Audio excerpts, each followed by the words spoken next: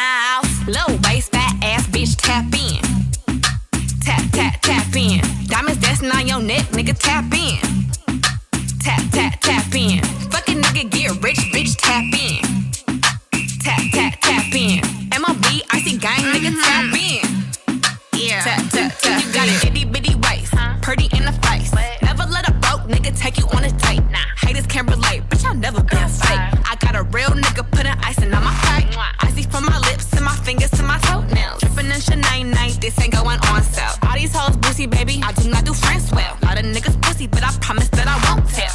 Now what's my favorite word? Icy. Bitch gon' smile, but I know she don't like me. 200 for a verse, bitch, I'm way too pricey. Fuck around and bring back hyphy. Low waist, fat ass bitch, tap in. Tap, tap, tap in. Diamonds dancing on your neck, nigga, tap in. Tap, tap, tap in. Fucking nigga, get rich, bitch, tap in. Tap, tap, tap in. MLB, icy gang, nigga, tap in. Tap, tap, tap in.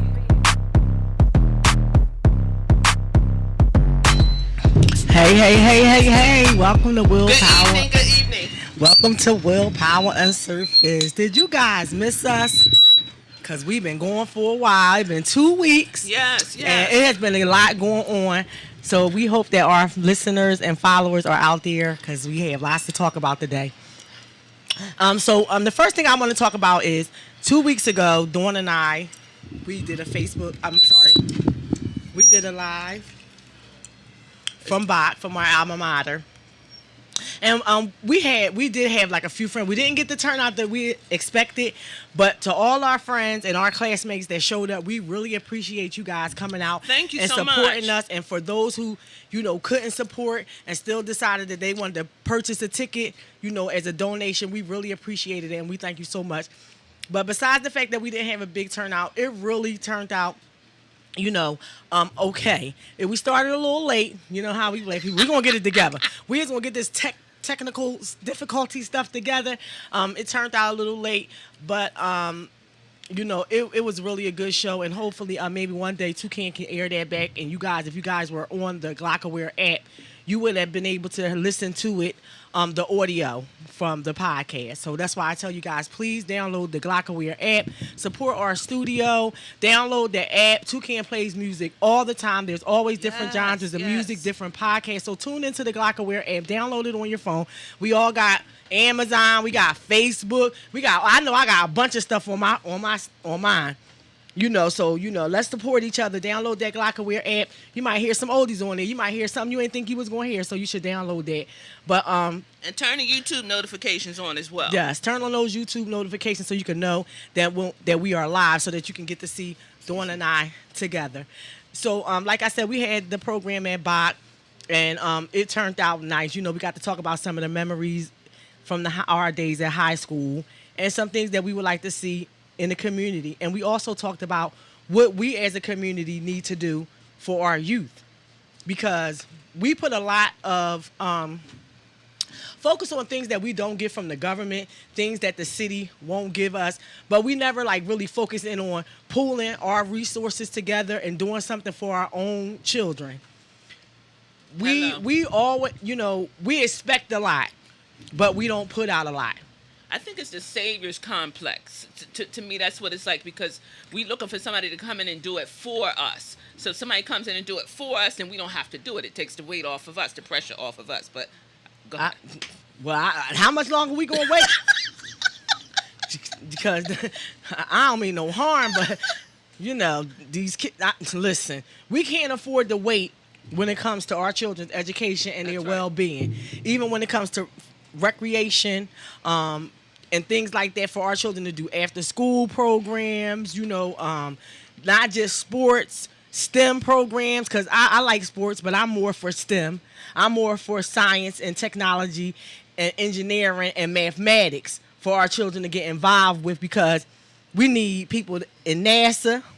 We need people, we need people at the CDC to see what they really doing when they back there mixing up, stuff.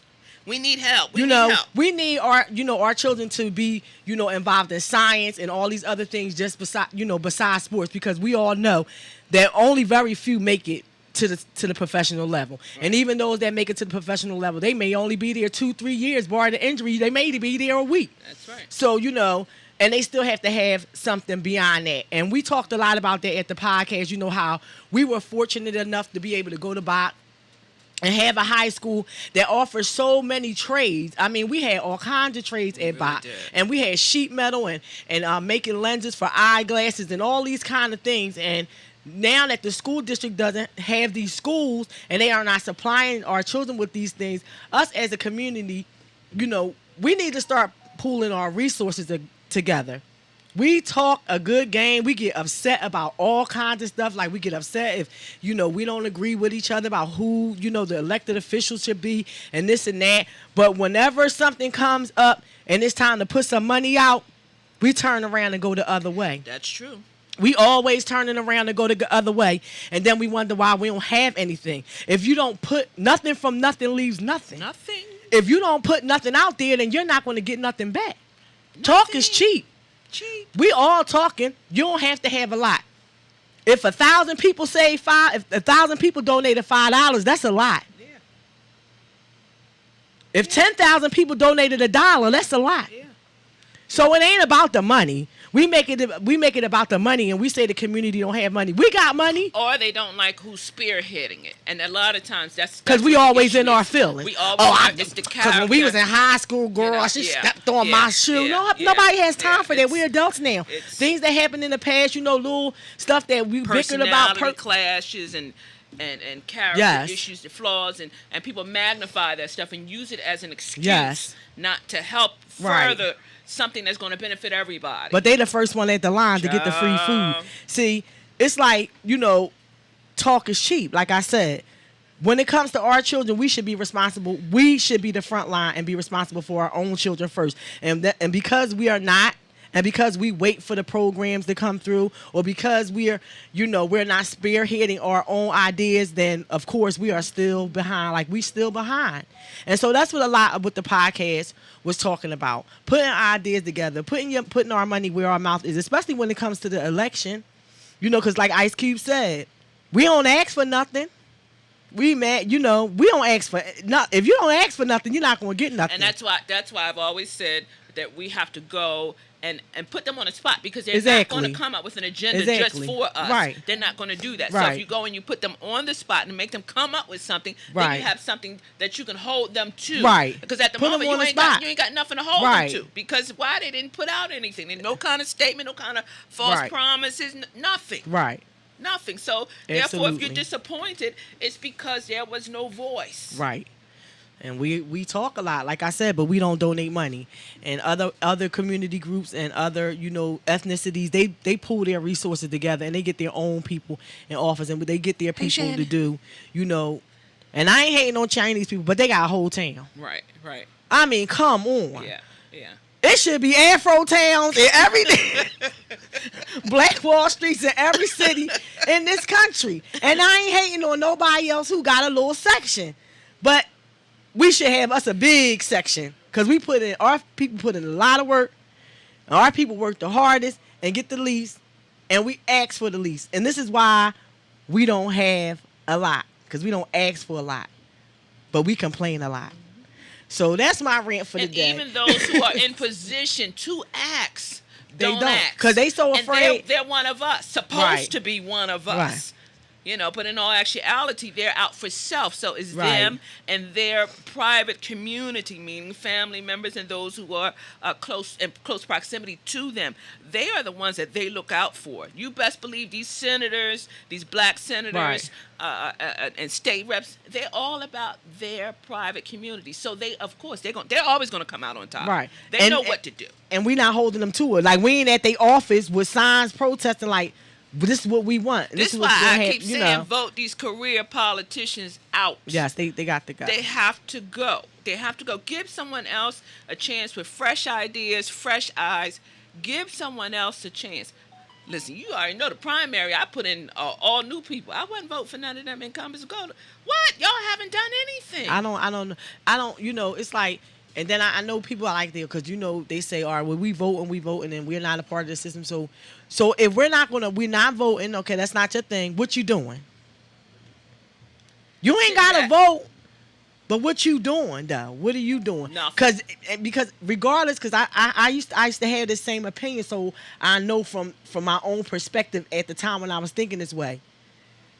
We complain about it. We're not going to vote. But no matter what you say, you don't have to. But when those laws and policies get changed, it's by whoever got voted in. Yeah.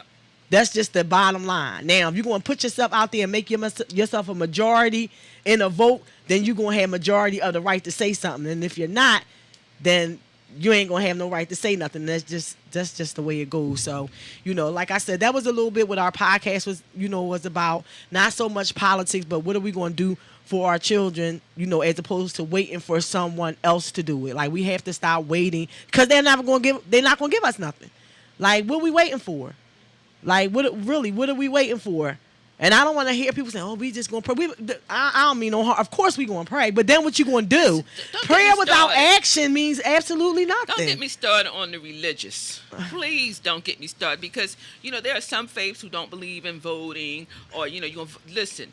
You are a citizen of the United States, so whatever these laws and stuff are going to be passed, it's going to impact you and your family. So you should exercise your vote. God gave you common sense. And any faith that you practice that tell you you ain't got to vote and you shouldn't vote, you need to leave that faith because you brainwashed. Where is your damn common sense? I said a damn common sense, okay? Like, are you that much of a bird brain? This is very cultish. Well, it's like I said, you don't have to, but all those laws that you're not choosing to get included in still going to affect you in one way or the other. And then you're going to complain.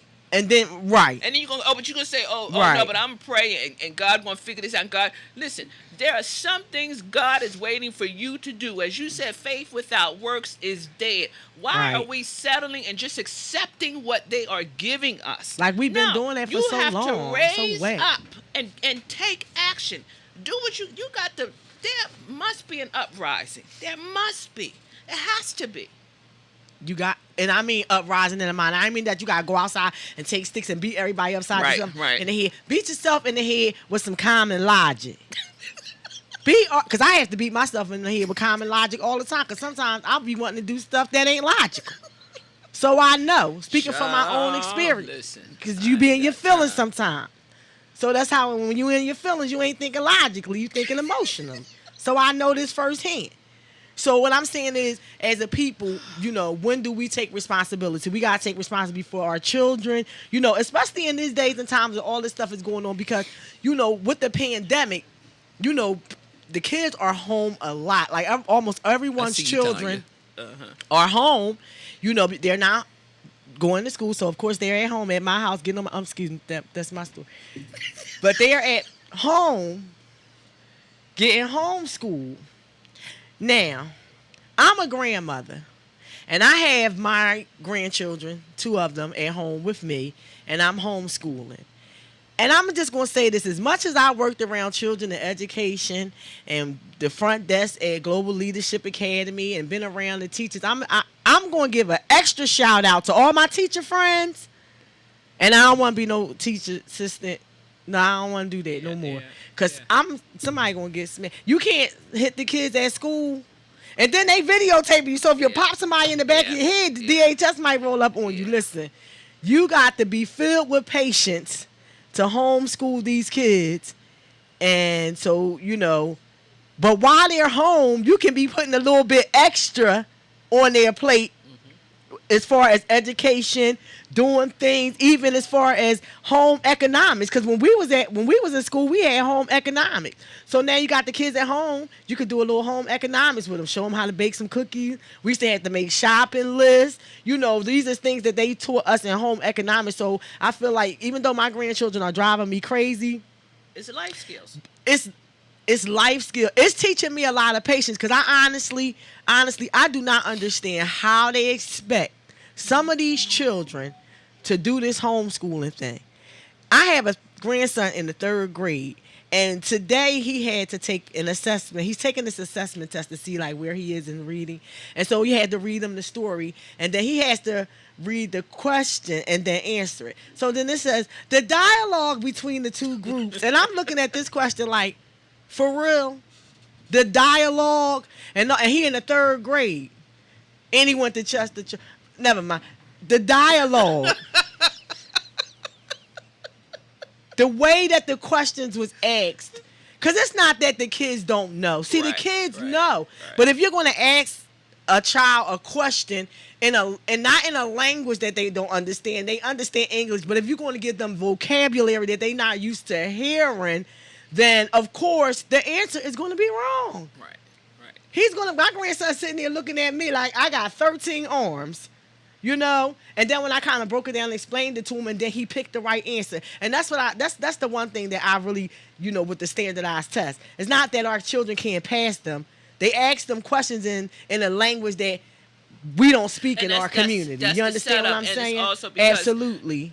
They never gave them a curriculum that's on the same level. Right. Now, you go out media, those kids have on grade right. level. Right. That's what they're used to, accustomed to. Right. But here in the city now, you have to give them break it down as basic as possible. And if they change the verbiage and simplify it, then we'll see change. Right. See, that's the whole thing. It's like, it makes it seem like this whole thing with the they're doing multiplication. So now 3rd grade is the start of multiplication. Now, when I was doing multiplication, we learned multiplication by 2-minute speed drills. Right. The teacher would bring you would get every times table down the line, and you had a minute to do it. That's right. And no matter how many you got done, that's how fast, and that's how you learn to do. Now they talking about something, you got an array in a row. What the fuck is that? 5 plus 5 plus 5 plus 5 is 15. That's 5 3 times. 3 times 5 is 15. We ain't got to confuse these kids with arrays and rows like that. I mean, and it's like looking at the book, and I'm like, this is so unnecessary to teach kids this way because it's confusing. Well, apparently we were taught wrong. When my son was in school, when the new math, okay. I think, had started, I went to the school. I think he was in the 3rd or 4th grade because I couldn't understand why he's getting this wrong. And I'm like, what is this? Like, I went to the school. I said, listen, you got to simplify this for me. Now, because you're telling me the way I'm teaching him is wrong. Now, this has worked for me, and he should be able to get it because I'm not teaching him your way. He's getting it wrong because you're teaching him one way, and I'm teaching him another. Right. This ain't working for us. I mean, because you ain't got to do all and that. And I think I was more confused. It confused. Like I was more confused even with her showing me because it didn't make any sense. Because I'm still saying, what is this? Right. Who came up with this? No, take them back to the way we were taught. Right. And then if you teach them, if they do it the way that we were taught, because they want you to show the work, then you're going to say it's wrong. Right. That's not fair. Nope. Now, what about these children who learn differently? Right. Who have some challenges? Right. Like, how many steps you want them to do? 5 million steps to come up with the answer 25. Are you kidding me? I got so frustrated with that book. I took it there like this, because I'm tired of it. Drew 15 lines. Between every 3, put a line. How many spaces you got? 1, 2, 3, 4, 5. What's that? 3 times 5, what? 15. There you go. Okay. Because all of that other stuff, it's like, he was like, yeah, that's easy. You confusing the kid, especially if you have a child that's a visual learner. Mm-hmm. A child that needs, like my grandson, like he really needs to be in school. Mm-hmm. Because he want to get up like, I need a snack. When you in class, you can't get up and go get no snack. Go grab a juice. If you get up again, then the people going to come to the house when they see you bopping you in the back of the head. You know what I'm saying? So, and then also you got to worry about the hackers and the outside interruptions. Yeah, I saw some of that. So, some of these other schools. it's really ridiculous. So we're interested in hearing what you guys have been experiencing at home as you're doing virtual learning. So give us a call if you like, 267-888, that's 6019. That's 267-888-6019. We're interested to hear how you are adjusting and your child is adjusting, or your children are adjusting. I checked with my goddaughter yesterday, and she said she was doing fine. Class was going well, but she did virtual learning just about, for a good portion last year. Right. And I asked, have there been any hackers or anything? She said no. Well, so far... So I was good. I was glad to hear that she's learning uninterrupted, and Du is a very bright, she's very intelligent. I asked my nephews, of course they're gonna tell me that they doing fine. I said, how was school? Oh, it's good. Lying. It sound good. But they live somewhere else. I can't even say, right. Let me see what you're doing.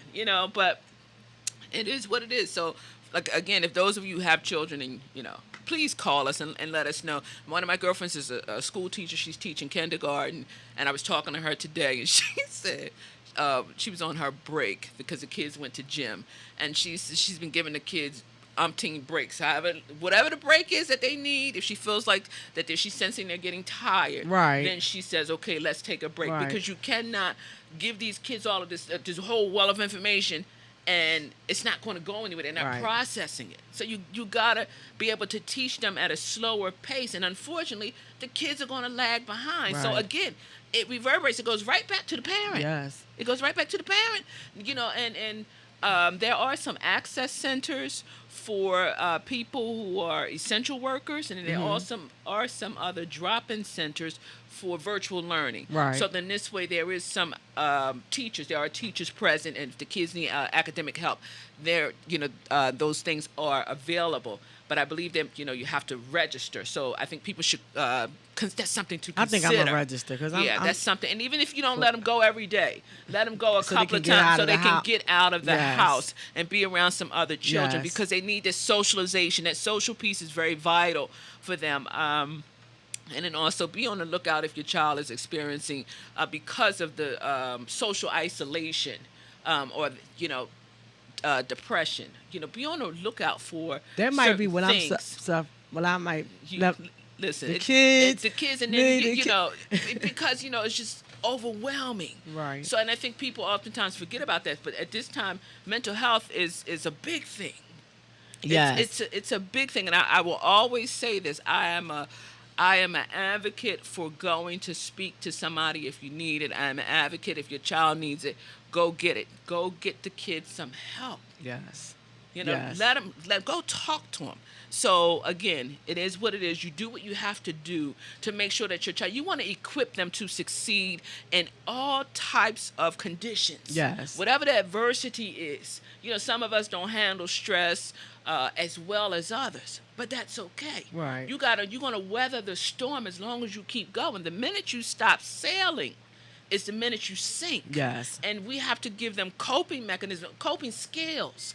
And sometimes we don't have that just by our common sense. We need some professional assistance with that. So again, I think that it's vital that we look into that for our children with all the screen time, in front of the screen with they're away from their friends. It's not enough to talk to them on the phone or to text them or whatever. They're missing the camaraderie of that. So again, pick up the phone, use your EAP, call your pediatrician, and if the child needs some resources, you can do therapy virtually. And then again, utilize the access centers for essential workers and also the drop-in centers. They don't have to go every day, but register your child that they can at least go 2 to 3 days a week. It'll give you a break, and it'll give the child a break as well.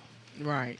So so register for those drop-in centers, because I think that I think I'm gonna register for a drop-in center, just like you said, maybe like 2 days a week. You know what I mean? Especially to see if one is in our area. So for all those parents that are out there homeschooling, I feel your pain. Like, I feel your pain, and I have to say, it hasn't been all bad. It's just that the idea of having children sitting in front of the computer from 8 o'clock in the morning to 3 o'clock in the afternoon is.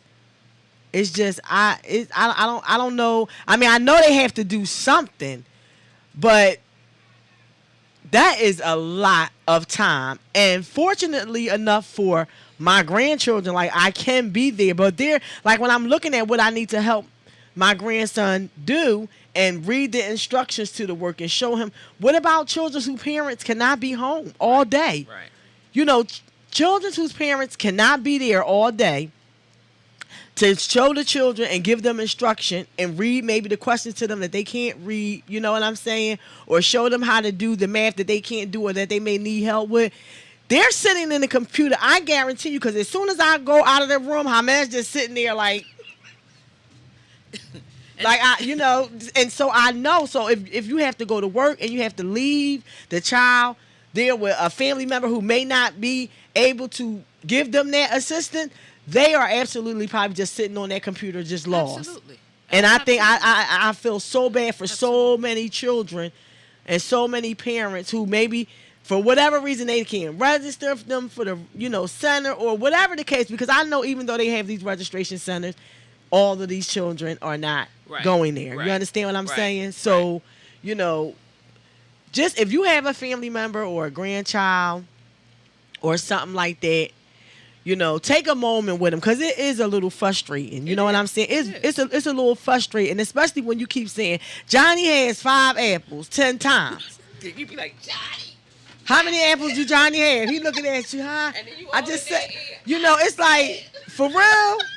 Cause you could talk about Hellcats all day and the engine the Hellcat got, and see every Hellcat on the street. You point out every Lamborghini. Now, when I ask you how many apples Johnny had, if you don't count these apples, you ain't getting no Lamborghinis or Hellgates, because you can't count your money. So, you know what I mean? And it's like, he's doing better. And then he started at a new school this year. So now he's had to go virtual schooling with a whole new school. Like today, he had Spanish. Well, he didn't have Spanish. So they kind of like took off from where second grade Spanish was. Well, he didn't have Spanish.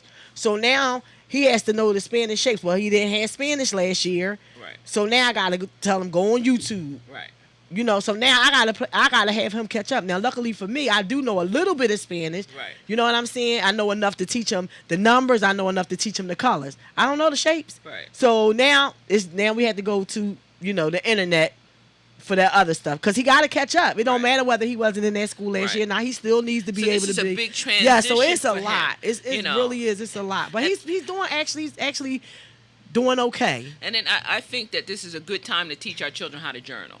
Yes. To journal their thoughts and to pen it out, because at the moment they're not using their penmanship. Everything is electronic. Right. So for those children who may be struggling with, or their handwriting is bad, this is a good time to come up with trying to teach them, but teaching them to journal or to pen their thoughts. Now, I know he does do a lot of stuff virtually, but they do have their books. Okay. So he does have like his language arts book and his math book, where they have to write, then they hold the book up to the, let the teacher see that the page was done. Okay. So they actually are doing a little bit of writing. I know his school is, but it's like, it's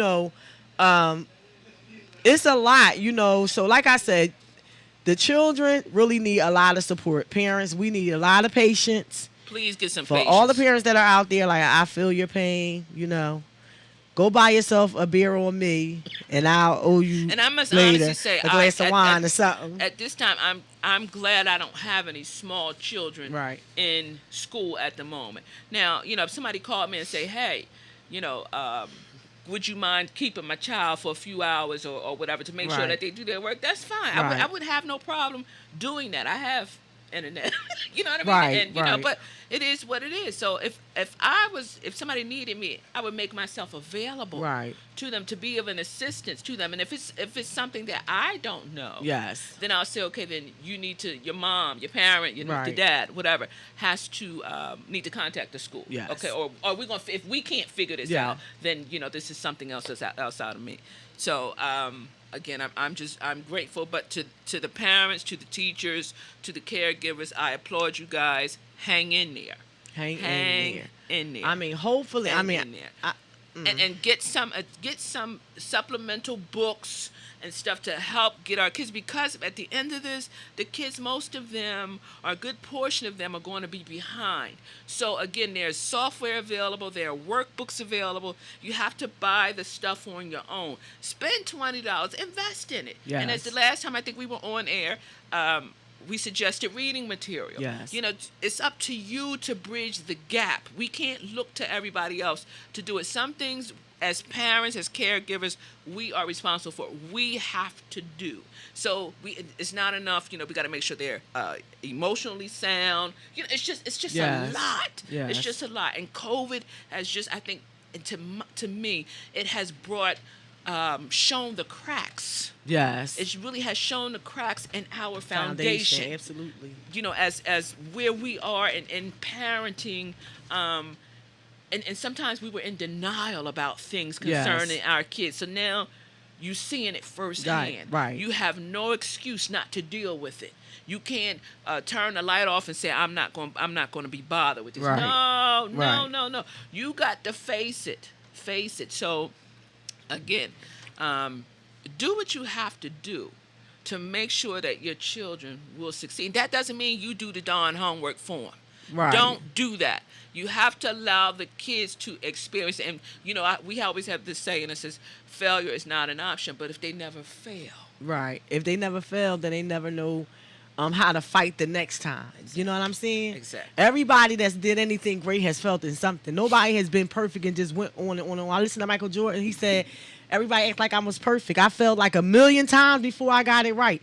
The average person that is successful in this world failed a lot before they got to where they needed to be. And that's no difference with our children. You know what I'm saying? We just have to have some patience, because I know it takes a lot of it. Because what I do is, I said, you know what, Hamed? Because I'm not going to ask you about the 5 apples that I just told you Johnny had 5. So what I get up and do is I drink coffee usually in the morning, but now that I'm homeschooling, I probably drink the whole pot during the homeschooling day, because, you know what I'm saying? Like, listen. But, and he's looking at me like, Grandma, don't crack me. I'm not going to crack you, but you better listen. Cause I said, because you're not listening to me. See, that's the thing.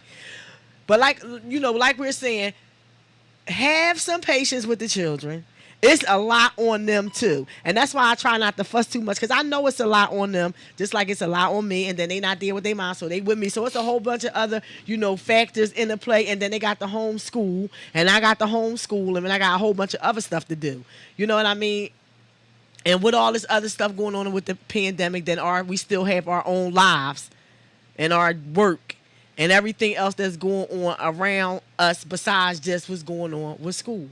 And that's right. And all in the course of that, all of that together sums up life. And life happens. Right. It just comes, chaos comes, destruction comes at the most inopportune time. Right. And it's ridiculous. Chaos comes. Like, you're not even expecting. You're just smooth sailing. And child, here comes you can't even call it the devil, because everything ain't the devil. Something comes to just upset your apple cart. I'm going to tell you what it is. If this was my life last week, it's just comedy. That was my life last week. It's just, they got to say, it's just comedy. It's just comedy. I mean, that was my life. I mean, so many things happened in my life last week that I had to sit back and take a moment and think about a lot of the stuff that's going on and laugh. And I really told doing this morning, my life was like, it's just comedy. You know what I'm saying? Because sometimes you have to laugh at some of the things that's going on around you. You know what I mean? Like I told Dawn, I got these 2 kittens. Now my kitten done jumped off the dining room table and broke her leg. And I told her, put Kitty to sleep. It's time for Kitty go to Kitty heaven. Now I'm not gonna put Kitty to sleep, so I done turned to one of them pet loving people that I ain't gonna put Kitty to sleep. So now I'm looking at Babe like the cat done broke her leg is sideways and hanging there, cause they like push, cause today gonna go on the internet telling some Grandma, we can fix it. I said, wait a minute, we can't fix no broken cat legs. Wait a minute, I got to do a lot of stuff, but that ain't one of them. I ain't a vet. So I takes the cat to the vet, okay? And so, this is how the vets do. They kind of like the ER, but they ask you for the money right before they about to do anything to your little kitty, because your kitty going to go home with a broke leg if you ain't got no money. Ain't no payment plans going on. You either have it or you don't. Right. So they come and they say, So I already had a price in mind. Okay, I had how much I wasn't going to go over in mind already. But I just wanted to see. I'm hoping that maybe they'll be on a lower scale of thing. But they was about in the middle. So I ended up having to pay $700 for my little kitty to get a cage. See, this is what I'm saying. It would have been cheaper to replace Kitty, because you could have adopted another cat for about $35. No, because I probably wouldn't have found one that like her. Listen, look. I was looking for that cat. I wanted that cat for so long. This particular cat that I finally got. And I just felt like, man, I really wanted this cat for so long, and I finally got it. And I can't let it go. I can't let it go out like that. Now, what I will not do is pay. I hope that, she has to go back for a follow-up. So now I ain't gonna say, it's the end all be all, but I'm not paying no more $600. So I hope that the recasting and the next pictures is included, because that's I'm at my quota. I hope the follow up price is a little bit cheaper. I'm gonna tell you, when I had my dogs, and someone was supposed to buy me a dog, but we could never agree on the breed because they wanted a pit bull, and I don't like them. Right. But anyway, I had 2 dogs, Jazza and Sarge, and Jazza was a Doberman and Rottweiler mix, and Jazza just was out of control. He was a spoiled brat. I cooked for my dogs. They didn't eat dog food. So if I took them, got their shots, anything outside of that, I tended to them at home. So if I saw their eyes were red or allergy child, I pop a pill put the pill in the rice and the chicken. Did Jazza break his leg? Jazza didn't break his. Jazza was doing all kinds. Jazza was a cat killer. So there were no alley cats. Because Jazza and Sarge hadn't killed them all. Okay. Oh Lord, I lied to you not, but they never. That thankfully, because if they would have sustained injuries like that, as much as I loved my babies, right, I'd have had my dad take them to the darn witchcom. They got to go. I know. I thought about it, but I just had to put Ebony down in January. That's all right. I still was having Ebony withdrawals, and I just could not see myself putting Ivory. Ivory was going. They were going to be reunited. Ebony and Ivory lived together in perfect harmony. So that they were going there, okay? They were going, and this is the thing. This is the thing I said. I do want an animal. I do want a dog. I want a big dog. And I said, somebody was supposed to get me a dog, and then I said, he said, well, who's gonna walk the dog? You, his dad. You gonna do it? Look, his dad gotta take him to the walking vet. the dog. That's the man. You gotta take him to the vet. I'm just gonna feed it. Right. Like he's like, are you serious? Yeah. Yeah, he said, well, he said, no, he would be in the house with you. You know, if you're in the house by yourself, you'd be safe. Yeah. I never got my dog, though, because I didn't think he liked the agreement. You got to take him to the vet. You going to make sure he trained. Only thing I'm going to do is spoil it to death, that if we have an argument, then you got to know that he going to stand in between you. He going to get you. And you going to be the enemy. Right. Because he going to love his mama. Because mama's the one that feeds you, and everybody always love the ones that feed you the most, okay? That's how it goes. But I still want my animal. I still want my dog. I want a King Corso. I don't want nothing small. See, Dawn, if you get that King Corso and something happens to that King Corso, and you gonna want to get it. I'm gonna call my cousin. That's the vet, Moose. He need to get on down here. Moose gonna come up that highway for me. Ask him when he come up the highway. He gonna come up that highway for me. I'll pay half for 600. Moose, would you come up the highway for 300, please? As a matter of fact, Moose does rescues. So he travels the country, picking up rescues and nurturing them and nursing them back to health and finding foster homes and stuff. And he's also part of a motorcycle group. He does a great work. He's a real veterinarian. He has dreads, so I'm proud of my cousin. You know, he's a African-American, strong veterinarian. So, black man. So when I am ready, I can call Moose and say, this is what I want. If you find it out on the road, I ain't got to pay for it. Listen. The vet bill, now I had to take the cat to Conshohocken, so you already know the bill was going to be, an upper middle class price, because I had to go to Conshohocken. Okay? So we need, this is what I'm talking about when we talk about the programs for our children in school and pushing our children towards science and technology, because we need more African American veterinarians. We need veterinarians. We need to be able to, we as African Americans, we love our pets too.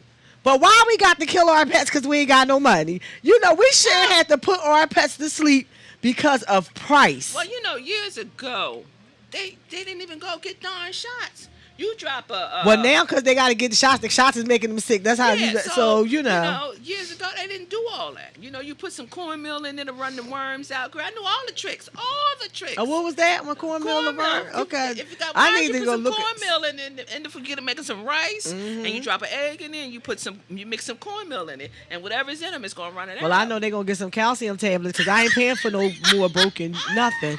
Now I need to find out what makes cats' bones strong, because I thought cats supposed to land on their feet. Now, this is some... Wait, I told her to get a cat some ibuprofen. Give him some Motrin. Well, they gave him some little painkiller stuff. Like, they gave the cat about 15 syringes in the bottle with buprenorphine or something like that.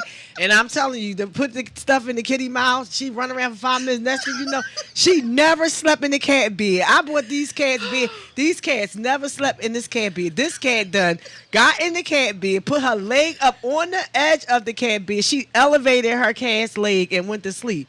And I was wondering about her going to the litter. She lifted her leg up out of the litter box.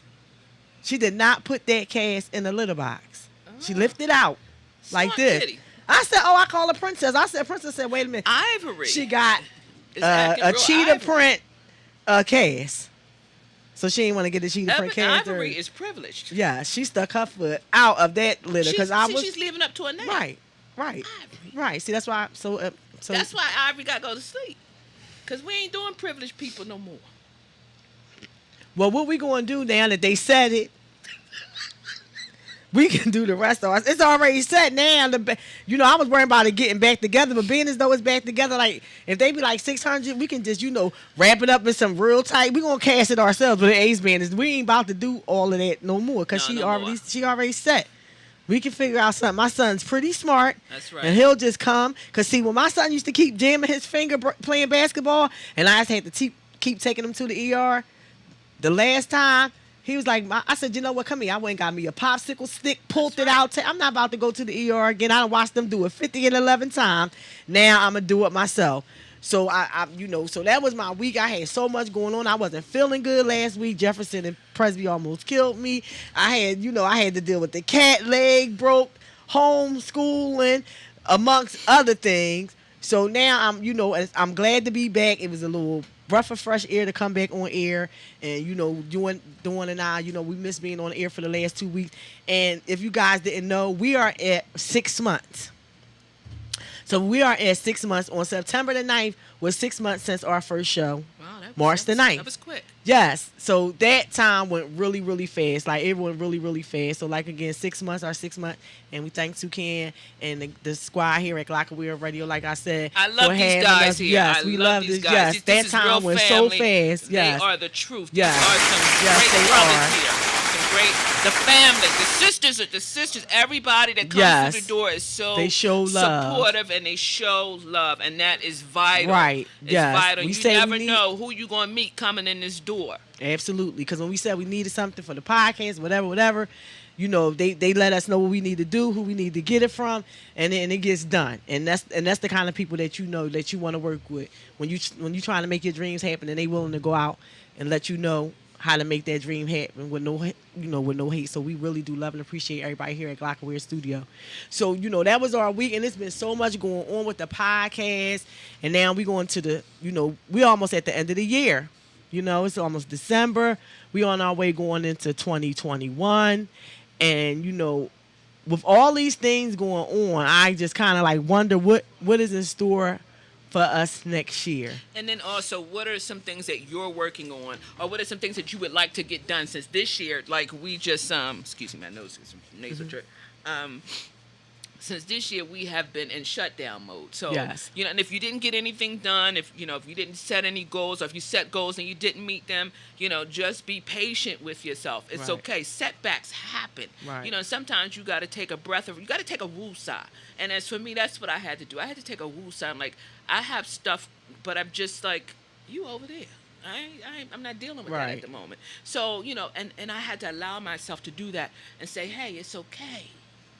It's okay. And you got to be patient with you before you can be Absolutely. patient with anybody else. So be patient with yourself and everything that is going on. So I was talking to Khadijah earlier, and I told her, I said, the past couple of weeks, like, I made a trip to ShopRite. And I of course, I'm the supermarket queen, and I had no idea that I was going to go in there and spend a ton of money, nor less come out with all these bags. So this is a very interesting experience. So I said, I'm going to take an Uber home. Shit. So this guy, he was a hack there. So I was like, okay, fine.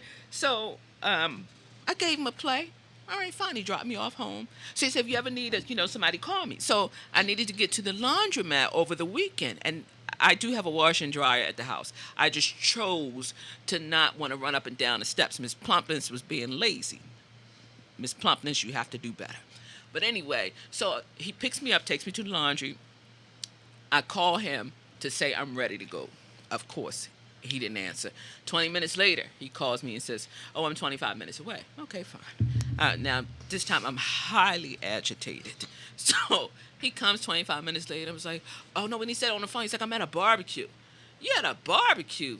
Ninja, who does this? Like, sometimes our people just annoy me. We have bad business practices and any shape of business that we're doing. So once I get home, he texts me the next day, and 2 days later, he was like, how you doing? So I replied, excuse me. And he didn't say anything.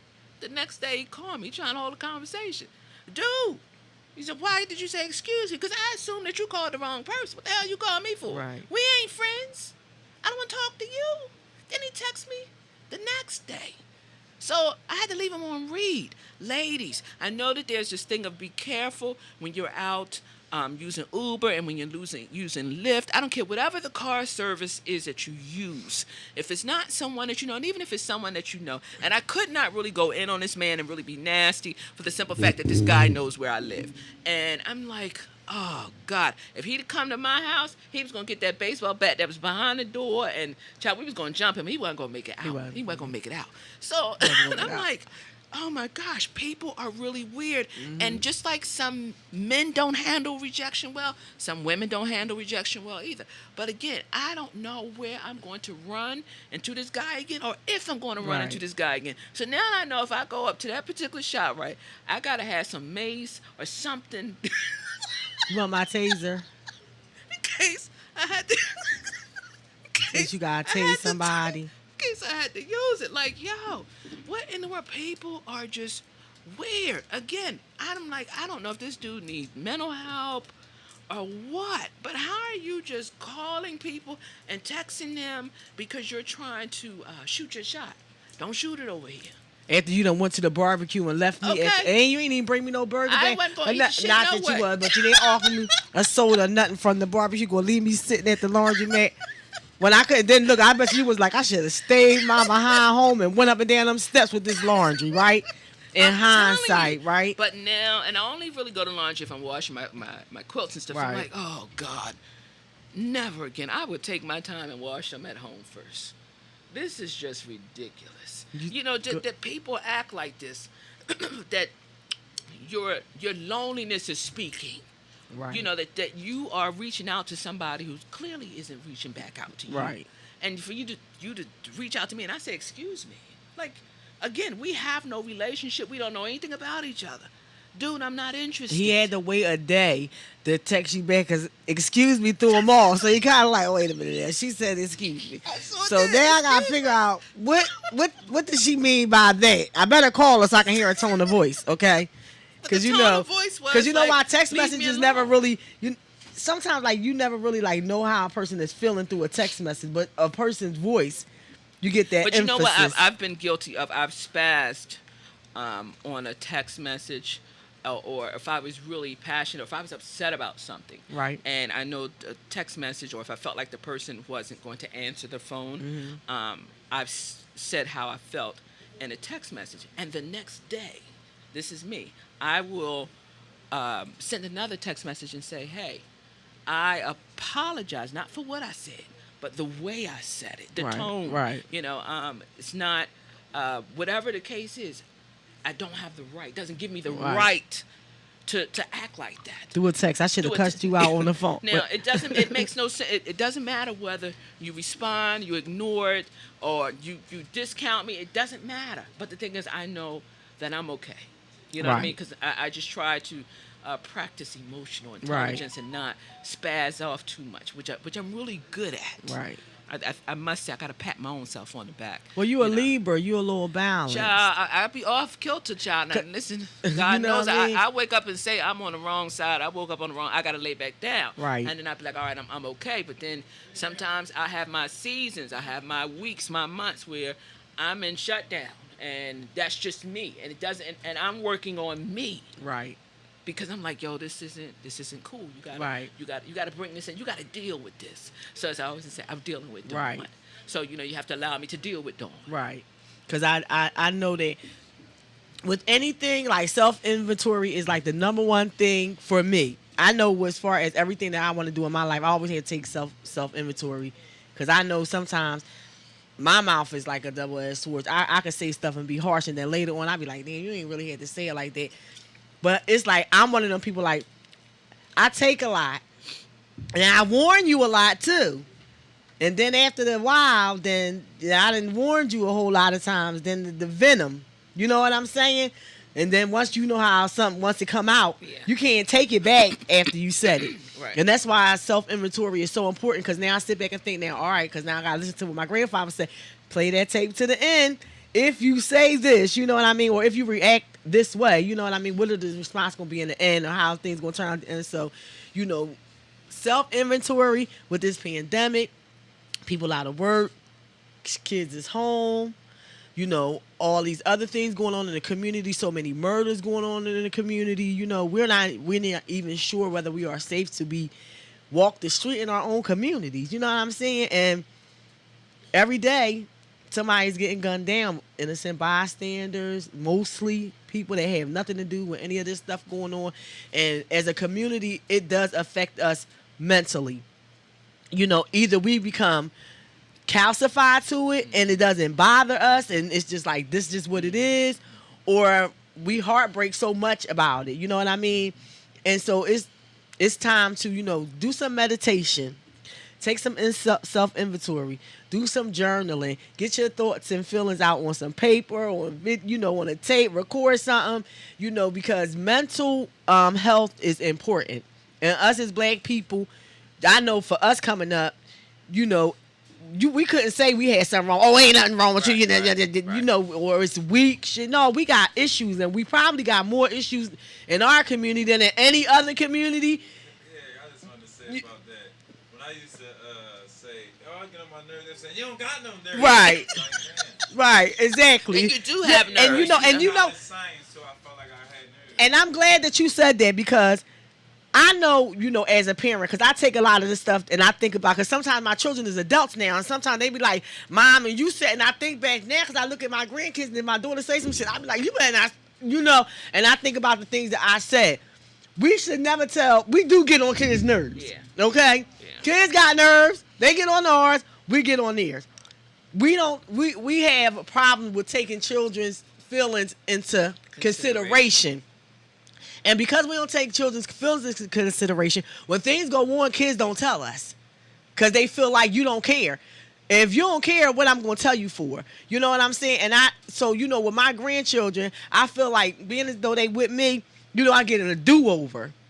You understand what I'm saying? I get to sit back and look at some of the mistakes I made as a parent and want to change that when it comes to my grandchildren, because children do have feelings, especially when children are not with their parents. They really got feelings because, you know, they got their own things going on. You understand what I'm saying? They think stuff is their fault. That has nothing to do with them. And you have to make sure that you mentally keeping them grounded as well. And it's a lot. So children just do have nerves. And even though sometimes they be asking for it, we need to sit back and think about what these children are going through, because these kids going through a lot of stuff that we didn't have to go through coming up. And you know what? And it's interesting. Back to you, where you say to children, they say you don't have any nerves. And when we deny our children the right to be expressive and to honor them and their feelings, we raise emotionally stunted men and women that do not know how to communicate or cannot accurately communicate how they're really feeling. So it affects every area of their lives. You'll never have a real and productive relationship with real communication because you're in shutdown mode, because you are afraid to explain and express how you really feel. Absolutely. Because I was told I don't have any nerves, or shut up and deal with it. Right. You know, all of these things that we all were told. So it plays a part. It comes back and it bites us because we are, although a lot of us, we are adults. Emotionally, we're children. Right. With children. So again, it goes back to mental health. Go get somebody go see somebody that's going to help you process that. And you have to be willing to confront it, and you must be willing to grow. Because if you don't grow, that little boy or that little girl is going to stay there, and you're going to find yourself in a vicious cycle of chaos and a chaotic state where you're going to be miserable and nothing is going to work out for you. Is going to become a damaged adult. Exactly. Do you understand what I'm saying?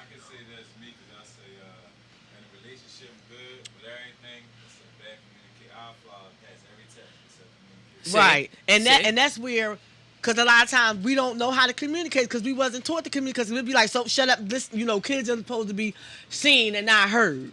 You know, if you don't hear the kids, then how do you know what's going on with them? You understand what I'm saying? And then when we look about all the chaos that's going on in the street, these young men that's out here killing, they are non-empathetic. Like, they don't have no empathy. A lot of them feel like they're not going to make it to 21 anyway. Like, they kind of feel like before they even get to adult, like, how can a child feel like they ain't going to make it to 21? That's... I want to say this in the mic because I want to tell you why. Just our cameraman right here. Yeah, what's up? The reason why kids feel that way, I know when I was in 9th grade, and I went to Orton Reed, and on our orientation, the first thing they said was, look to the left, look to the right. Half of y'all going to be locked up and dead.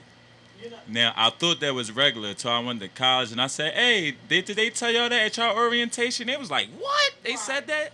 I never even knew that was a bad thing what they said because it was actually true. Because them people, and I looked to my left, looked to my right, they really locked up and dead. So I ain't even think that it was like horrendous what they was telling me. But it's like, to put that in the mind of a child, to go into that room and say, look to your left and look to your right. Instead of saying, look to your left, this person over here might be the president. Look to your right, this person over here might take over soon. You understand what I'm saying? And give these kids some hope and inspiration when they walk into the room. The first thing you say, half of y'all gonna be dead. Well, already inside their mind, you put an already negative seed in their mind. You understand what I'm saying? And they're listening. They're listening to what these people who are adults, they're supposed to be guiding them. If I say to a child, you're going to be dead or in jail, what do you think they're going to think about me? You know what I'm saying? Because the first impression to me is like, damn, she don't care because she think I'm going to be dead or in jail. So why am I going to perform? So us as adults, we need to check ourselves. We say a lot of stuff about kids, but we don't check ourselves. Because just because they ain't our children, if they watching you and they been around you, they watching, they around you. You understand what I'm saying? And these kids will check you on some stuff they seen you do real quick. So as adults, we need to check ourselves, put more positivity out there into our youth from a young age. And get yourself some counseling to deal with the little girl or the little boy in you. That's stunting you, that stunted part of you that refuses to grow and allow you to grow so you can be able to be positive and make a positive impact on the youth. Because other than that, you're just going to stay mean and bitter. And we're going to have a continued cycle, perpetual cycle of poverty, murders in our community, and, failure. And we looking to success. You know what I mean? We looking for greater things. This is a time as a people, like we and said so many weeks ago, it's a great time for us to do something as a people. Nobody is stopping us as a people from doing nothing. Not no election, not no Biden, not no Harris, not no Trump. The only thing that's stopping us from coming together and doing something as a people is us.